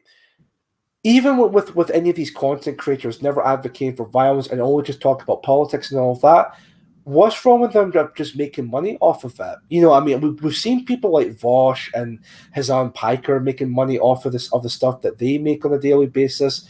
Oh, but they're completely fine because they're on the left, apparently. So it's fine for left-wing people to do it. But if someone on the right, even if it's like the most milquetoast conservative viewpoints imaginable, oh no, ban them. Like they're not allowed to make a financial lifestyle or anything like that. They're not allowed to feed their kids or their wives or families or anything like that at all. They should just starve and be homeless and all of that. It's just it comes off as incredibly disgusting because at that point it's like, well, how are you all any better than these people that you claim to be are the worst people in society? But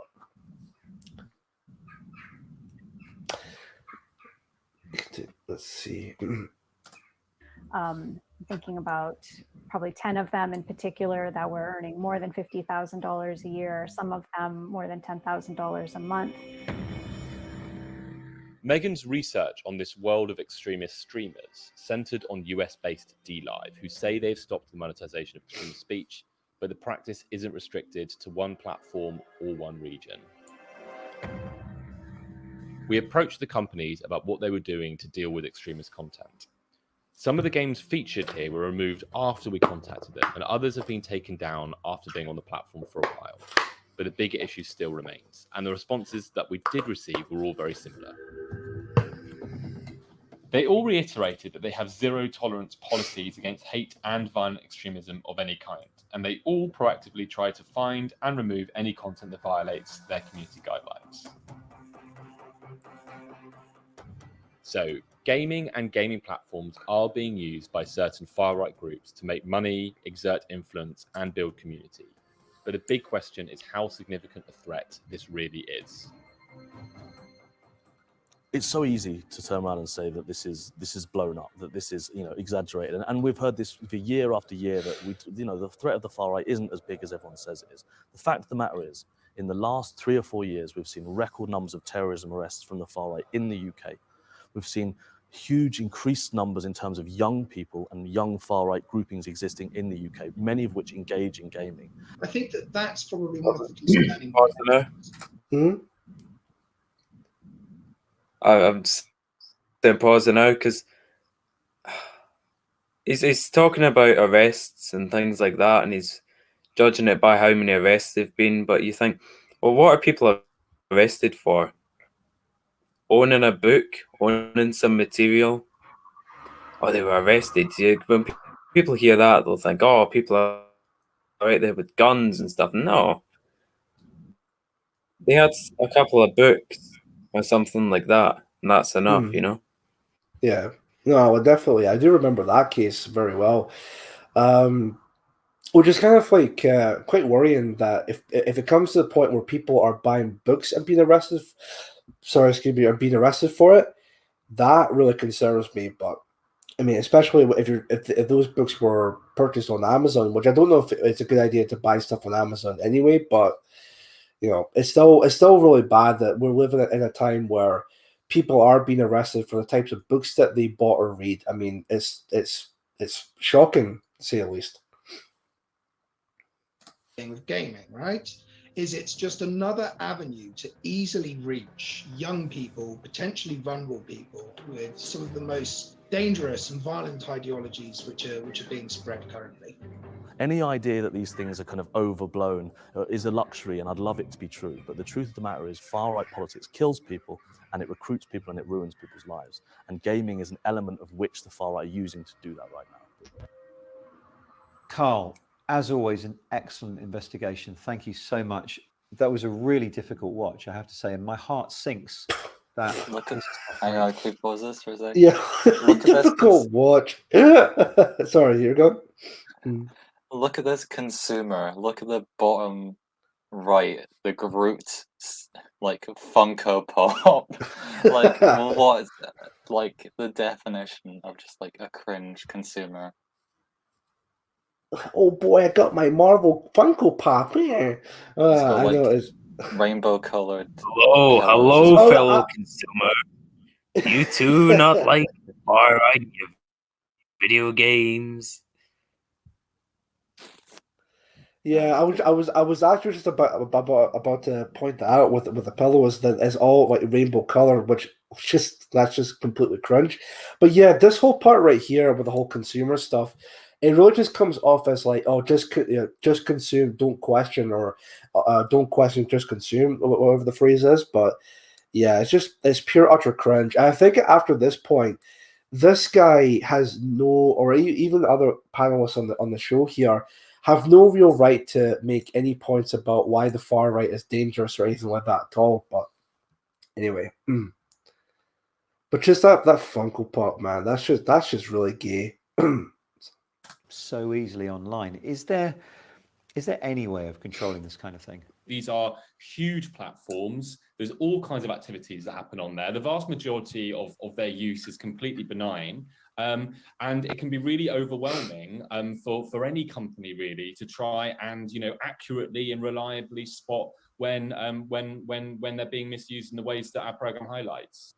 Can't the platforms, whether it's the gaming ones or the chat ones, actually just look out for trigger words? You can have a huge talk about Hitler without anyone being radicalized, and there's plenty of radicalization that happens without mention of Hitler or really other kinds of like trigger word extremist phrases as well. So that that it's never as simple as simply looking for the presence of some words within chat. I would have thought that the walled gardens that are the gaming world would make players easier to track. You've got to buy the game with a credit card. They've got to surely know where you are, your IP address, to send you this high-speed gaming data. Is that not the case? These are walled gardens, but they're more like walled, giant, lavish meadows. These places are huge. There are millions upon millions upon millions of users in it.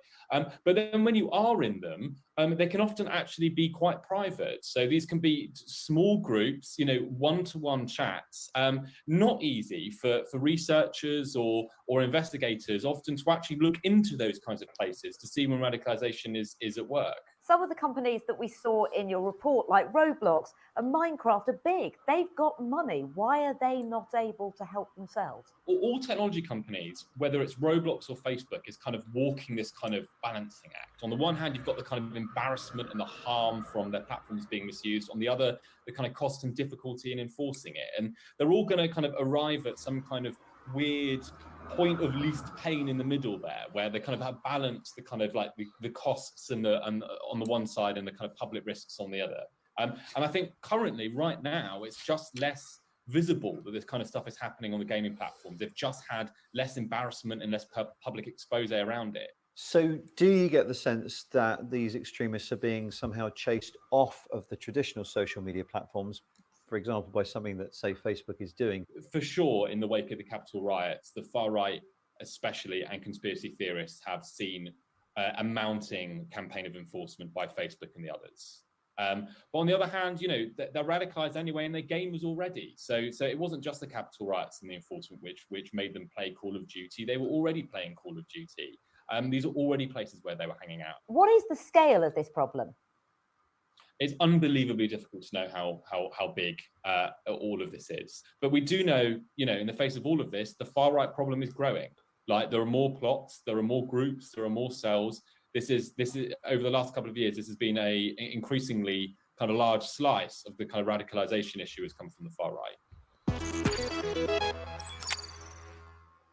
Hello and welcome to the Week in Tech.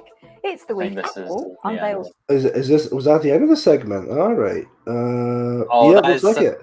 That is so like slimy of them. Like, oh yeah, we're gonna have our put it on our YouTube channel, but then we're also gonna have our like hour worth of ads to finish off.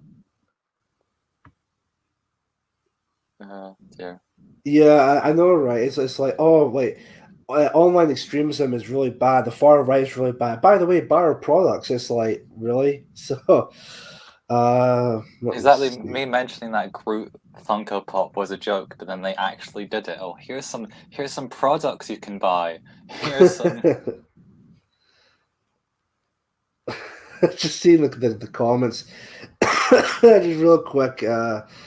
I think Tony Smith from regarding to the guy in question, the soy is strong on this one. I saw a funny one that was related to the woman. Let me see if I can find it. Oh, I can. There were a few good ones about her. There was one that said, "Oh, she's an expert because her face inspired Minecraft."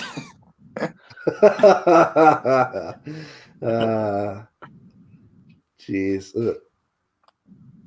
Was this shit on the BBC? It was on the BBC, Jojo. It was definitely on the BBC. The BBC Click, to be exact. I like this one here. Hmm? There are more and more litter picking cells. They must be stopped. Everyone's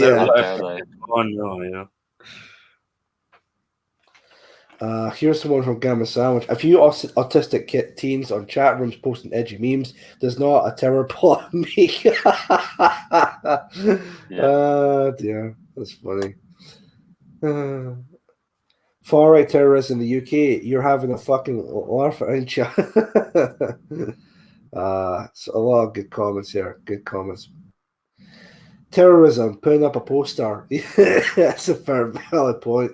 That's a real thing in Germany, by the way. They class. Is Yeah, if this is how they spike the numbers of like, have you ever heard people say like, "Oh, far right terrorism is up by like X%," Well, they use the Germany. So in Germany, if you are like a based group, right, and you put up a poster, that counts as a terror action, and it gets classified as such. So it's how they sneakily boost up these numbers of far right terror incidents. Yeah. Just real quick from Son of the Sun, greetings from the Netherlands. Greetings to you too. And also says, I also sub on your YT channel at Chief Mooney. Thank you very much, Son of the Sun. I really appreciate your subscription. I really would recommend you checking out and also follow the PA Scotland channel on Odyssey. That way you can also find a lot of content like PA Patter. I'm sure you can find PA Scotland activism. Well, I mean, well, it's one of the, it's one of the content people could check out. But I would definitely say out of those content, definitely check out PA Young Scots regarding to that. So, I think what we'll even also do is again just towards the end, because I think we've just got 50 minutes to go anyway. So, what we'll do is we'll just finish off the stream. I buy Grandma Tyler, so I must be funding terrorists. Valid point. Oh no, it's funny in regard to that in this case, but it's really funny. I guess we've got 15 minutes to go. So, is there any questions in the chat everyone would like to ask myself or Kurt or Jay or anything like that at all? Like, if you have any questions, just feel free to post that question in the chat, and then we'll see if we can answer them for you. So, let me see. That was so transparent. Yeah, that entire segment of BBC Click was incredibly transparent. It's just so incredibly transparent. There are more and more litter pickers picking cells that they must be stopped. We need to grow fast as fuck to keep up with this hate. And no crimes have been committed by the so-called far right whatsoever. There we go. Based Eastern Europe. Kingdom of Vinland, how you doing? Thank you for watching the stream. If you make tea, bake cakes, and pick up litter, you're a far-right terrorist. Yeah, that's what it's basically come to. You're a terrorist by just making a cup of tea or litter picking or even paintballing for that matter. You're a far-right terrorist, apparently, by doing all these kinds of activities. I remember. Hmm? Yeah, I remember when Kara and I think we were litter picking or something. And he turns to me and he goes, "Are we terrorists?" I kind of thought, I don't know, are we? We're just out litter picking, but maybe we are. I don't know. It's like that. It's like that old joke in that Webster Mitchell and Webb where it's like oh, are we the bad guys? Like it's like that sort of theme. But yes, this is a huge boost for us. It's transparent to us, but I wonder how. Are we the baddies? Yeah, it's transparent to us, but I wonder how normies see it. So. BBC Click video now has 913 downvotes. Karl Marx would be far left by today's standards. Well, right word to say. Well, he had. I remember he had some certain views on a group of people below the Mediterranean, where he didn't quite like them. But I would disagree with that to an extent. I mean, yeah, I disagree. Yes. Streaky Bacon, comment for me. Chief Moody, would you marry and have kids with Sturgeon if it meant Scotland would implement PA manifesto as law? I'm sure maybe not a question for myself. It could be a question for you two as well. You're trying to pass it on. But to be honest with you, regarding to that, as much as I would like the idea of implementing PA manifesto as law, just to marry Sturgeon, I have to decline the offer of marrying Sturgeon and have kids with her. She is just a complete, absolute goblin of a person, but that's just me. So take one for the team. Yeah, take one for the team. Yeah, take one for the team. Let's see. That's a massive sacrifice. No, no, I wouldn't. Let's see. I had a cup of Towler's tea, and when I finished, I looked in the cup, and the tea leaves were in the shapes of a swastika. This oh, Uh, dear. let's see. I would take one for the team, smash the fuck out of it too. Hey, feel free. Feel free, Nemo Phyllis. Oh dear. The comments tonight have been really funny. They've been. It's actually been a really good show tonight. I really enjoyed tonight's episode. So Yeah, some behind the scenes info. Just before we started the stream, me, Jay, and Chief Moody were actually just doubled over laughing because we were talking very briefly before the stream, and it's very fun stream. Buzz. yes, definitely. Even I, in terms of that Sturgeon comment was or question was like, get in there, Chief. Sure. Dear. 10-2, so 10 minutes to go. I think what I'll do in the meantime is I'll see if I can get Telegram up and then see if I can post the links for the next stream, which is the PA Book Club, if I'm not mistaken. Hold on 1 second here. I'll get them up just now. Yeah, so I'll quickly plug our stuff. So yeah, just before we came on, we actually recorded another episode, so that should be up within a week or so, depending on how busy Jay is. He's chief editor, because I can't edit videos for. Yeah. I can't edit for the life of me. So our next video is on actually interesting topics about kind of World War One and how wars are sort of used to make the weak of society write the history, and we explain that a bit more in depth in the actual podcast. And I see Chief Moody's had some issues again, and he's disappeared. I'm back. There's a black screen. I don't know if you've got a camera on or something like that. Please, hold on, stop camera. Oh, there we go. No idea what happened there. I was just, I have no idea what happened there. I was just like going on Telegram, going back onto here. I don't know why it just went back to the main page regarding to that, but almost Facebook's yourself there. Yeah, nah, it's fine. My camera is completely covered up, so it's not like you can definitely see my face or anything like that at all. But you know, it's fine. Let's see. Post the Radio Albion link, and then finally, I will post the Entropy link. So next stream at 7 p.m., folks, is the PA Book Club starring Mark, Laura, Horace, and also Native is Concerned. No, sorry, that's the Fun Club. It's Mark, Laura, Aunt Sally, and I don't know if there's another special guest, David Duke. Dr. David Duke. Yes, he'll be the special guest tonight. That's right. Yeah. Let me also post the Entropy link with that as well. So if you guys want to head on over to that stream just now, there's the links in the chat just now for Mark's Odyssey, Laura's D Live. The Radio Albion link is also there as well. And also, if you want to ask questions for them, either paid questions or unpaid questions, then the Entropy link will be there as well for you guys to ask these questions. And then lastly, what I'll do is, like I did earlier on the stream, please follow the PA Scotland Odyssey channel.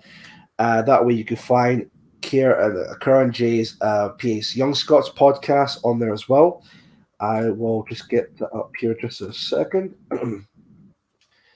Let me see. So this one here, playlist. Yeah, they'll be able to find Young Scots, PA Young Scots podcast on there. Perfect. Copy and then paste here. Let's see. Excellent. Yep, so that's all fine and dandy. Excellent. So 6:53, just about finishing up there just now. It seems like everyone has enjoyed the stream, as I've seen the comments just now, which is actually really good. But definitely, folks, please check out the PA Young Scots podcast on the PA Scotland channel, Odyssey. Highly recommend you checking out their channel just now. As Kerr said, they just uploaded their next episode all about war regarding to that just now. So please definitely check it out if you can regarding to that. So just before we finish off today, gentlemen, do you both have any final thoughts before we leave today? I guess I'll start. Yeah, it was very enjoyable. Hopefully we can maybe be on again sometime in the future. Yeah, very fun. Yeah, definitely. Oh, sorry, Jay, you were saying? Oh, you're fine. Yeah, I had a great time. Knew I would anyway, because it's yourself, Moody. Always enjoy these shows. Yeah, it was really good. And like Keir says, we'll be back on sometime, back to comment on some stuff. Hopefully I'll have I think it's my CPU. I think that's the issue. So I don't know. Right. Hopefully I can sort out this. It's honestly, this thing is it's like a free Chromebook I got from the government was that when I was unemployed. So it's I'm surprised it's not in flames right now. But yeah, I've enjoyed tonight though. It's been good. No worries. Well, honestly, I appreciate you both being on here tonight, and definitely, folks, check out their content. But no, as I was about to say as well, I'll definitely have you both back on at some point in the far future. Don't know what type of episode that would be, but I'll definitely have you both back on at some point. So what I will do now is just to end the stream as well. I will play off an ending tune for tonight's stream. Now, this is a request from one of the lads here. I'm not going to mention who. Excuse me. But so basically, it's a song just to play us out with. I'm sure I might get hit with a copyright strike, but you know what? I'll get that sorted out once the stream's uploaded anyway. So it's for these two guys to play it off anyway. So hope you guys enjoyed this song for tonight's stream. If you guys wouldn't mind muting yourself while the stream goes on, and then we'll end it just there. And even, of course, after the stream, as we may have a short chat real quick, but I'll just also put that up as well. So keep forgetting to do so previous episodes, but we'll see from there. So perfect. Well, everyone, thank you all very much for watching Mood of the Nation tonight. You've been watching the show. You've been watching myself, Chief Moody, and also the hosts of PA Young Scots, Kurt and Jay.